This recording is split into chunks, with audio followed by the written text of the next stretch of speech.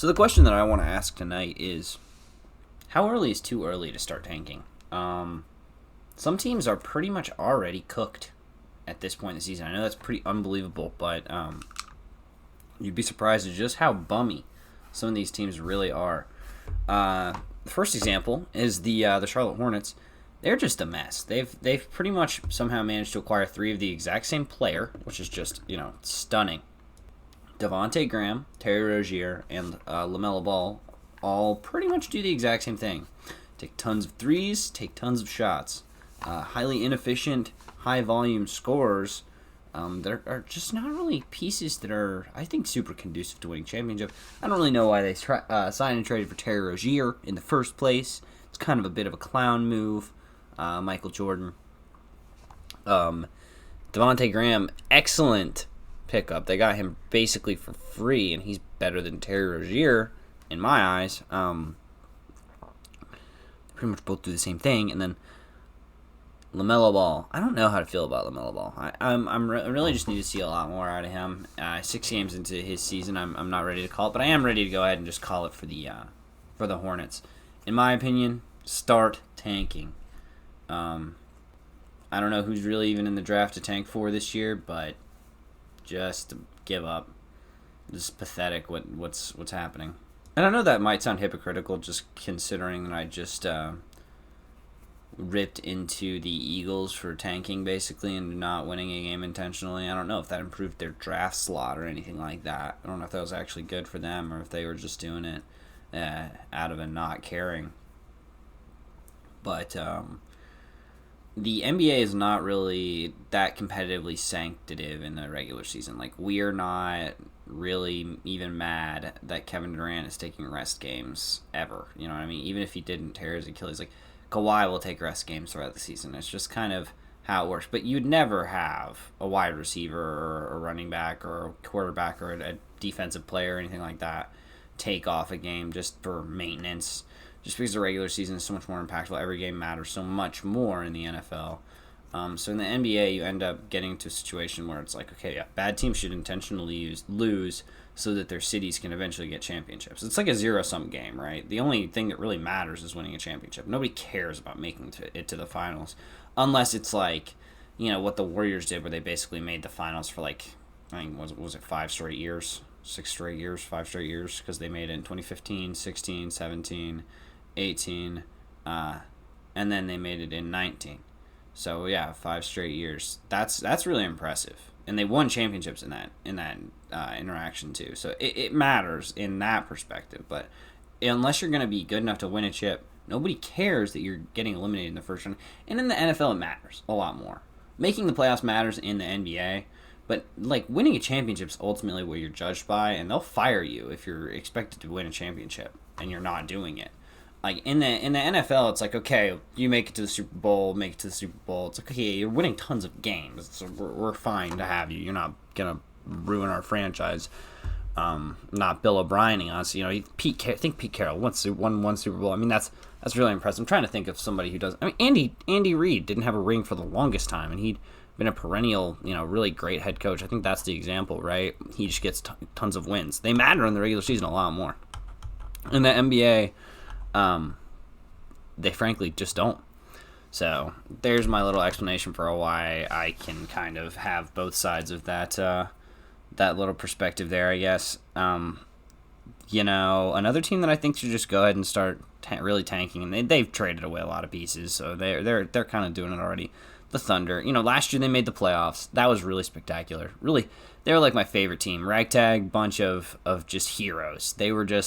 It was Chris Paul and the boys, and it was just so much fun to watch it just play out, where they was just like, they had just enough punch to get into the playoffs. They won a ton of games. They were just the definition of a good team.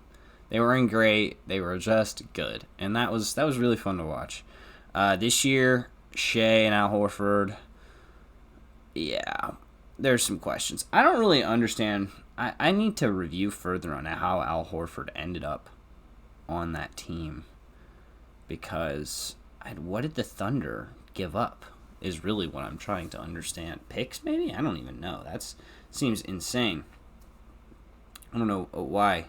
Maybe maybe the picks were packaged with Al Horford to get rid of his contract in the 76ers. That might have been. There's a higher potentiality for that. Rockets lost tonight. LOL. They should really try to see what they can do about trading James Harden somewhere, because this year's kind of it's starting to really look not good. I don't even know necessarily what's going on with James Harden, but 21 points and 10 assists is good from a lot of players, but it is not good from James Harden, and it's also not good to see John Wall only scoring 14 points. Yeah, Eric Gordon popped off, but I don't know. But I don't think that they're going to overtly tank while they still have James, because I just think it's just completely impossible, because James will actually single-handedly carry himself to like a certain amount of wins, just kind of regardless. By the way, I just want to touch real quick. Shea did have a good game, and that is kind of what you're hoping for, is just to get Shea more experience in that lead role. So they're like semi-tanking. In my opinion, I would semi-tank for the Thunder. I would start hard tanking if I was the Hornets. Just to kind of completely make everything right. The Raptors, I think, should also go ahead and trade Kyle Lowry. And then they can full tank once they trade Kyle Lowry. It's kind of hard full tanking with Pascal Siakam, but it's like, if the Wizards can do it with Bradley Beal, you can definitely do it with Pascal Siakam. They have Bradley Beal and Russell Westbrook, and they feel like they're full tanking. The sad truth is they're trying to win. But I think this is going to be a year where the Raptors finally pay for all that glory that they got in that championship run, where they added Marc Gasol in the middle of the season, and they add this guy, and they added Kawhi Leonard, and it was like, oh my gosh. And then they win a championship, and suddenly Kawhi Leonard's quote-unquote the best player in the world. And now you got to pay for that. The Warriors paid for it last year a little bit. They're kind of still paying for it this year. They'd have better players around if KD never came, no doubt. I don't know I just don't know how the NBA would exist, but you pay to be the champion. You pay in your future. You have to sacrifice it a little bit. The Bulls paid. The Bulls are kind of still paying for all those championships they got in the 90s. It's just how it works. You don't just get it for free. You burn everything up, and then your team is terrible for a few years, and you rise back. You build your nest egg back up. You get resources. You be smart. It's how you have to play. And I think the Raptors are finally at the point where you light the match to the city, and you say, all right, Kyle Lowry, a first round pick in 2 seconds is going to be good enough to get for you, like a high first round pick, you know what I mean, like a nice one. Give me like a Sacramento Kings first round pick, you know what I mean, like. So I need a lottery pick, is what I'm really essentially saying. I need a lottery pick for Kyle Lowry plus 2 seconds, or maybe a young player plus that lottery pick. But so Raptors, I would go ahead and try to go the full tank route. Pistons, they're permanently full tanked, right? That's just I don't know what is going on over there. They traded for Blake Griffin. I don't know what is going on over there. But they should just try to lose as many games as they can. Maybe they can actually get like a first pick, because they like do this stupid thing where they win a bunch of games for like no reason. They even got rid of Christian Wood. I don't understand that, actually, to be completely honest. Like, why would you not try to hold on to a player that's young and got some promise like Christian Wood? He actually was a leading scorer on the Bucks. And you get a guy like Jeremy Grant, who's the leading scorer on the Pistons. This team just looks like they're intentionally trying to lose. I think they are, honestly. Derrick Rose, he had a good game, but it's not enough. It's just so sad, all of it.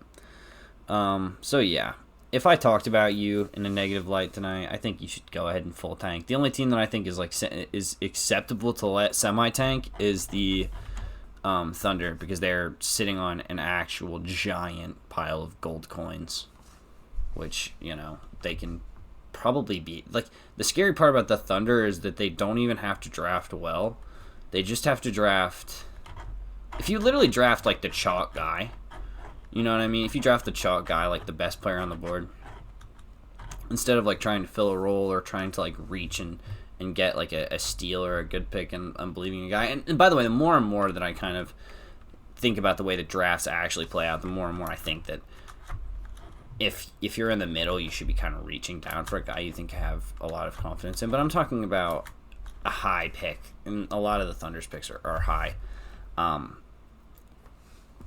You just get like the stock standard guy at the draft slot. You get like Patrick. Like I'm trying to think. Like Patrick Williams is such a bad example. I don't know why he came to my head first, but you just get like Tyler Hero at 14. Like boom, lottery pick. Just stock standard. That's pretty much where he was projected to go. Perfect kind of example. Tyler Hero's value is retained. You know what I mean? Tyler Hero's value is actually shot way up. But like, there's other players, and you know, I guess that's not really the best example either. But what I'm just trying to say is like, these players, these draft picks, all that they're sitting on, can turn into young, productive players. The Thunder have a history of knowing. Sam Presti has a history of knowing how to draft young, good players, getting good players out of drafts. You know, i.e. Russell Westbrook, Kevin Durant, and James Harden. But all those players, he can cash them in, like Darius Bazley and people of that in that vein. He can cash those in when Shea's ready to win.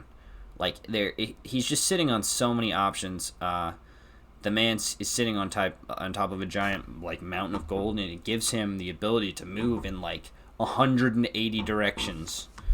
So yeah, Sam Presti, general manager of the decade.